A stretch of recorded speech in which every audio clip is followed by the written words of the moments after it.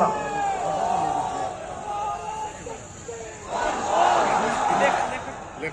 তাকায় দেখেন 16 বছরে তারা আমাদের গলার ভিতরে আওয়াজ বন্ধ করতে চেয়েছে, কিন্তু আওয়াজ বন্ধ করতে পারে না।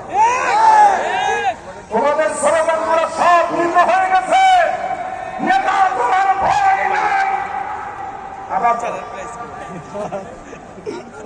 এটা স্লোগান হইতো,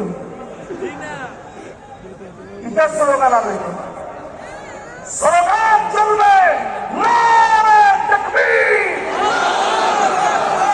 আল কোরআনের আলম, পার্লামেন্টের আলম, নারে তাকবীর। মাশাআল্লাহ। অনেকে চিন্তা করবে যে হুজুর নিজেই চাইছে পার্লামেন্টে জ্বালাই, সেটু চিন্তা করেন তো দেখি পার্লামেন্টে জ্বালানোর বিপক্ষে যারা আছেন আপনাদের আসলে কি ঈমান কদ্দুর আছে হিসাব করেন।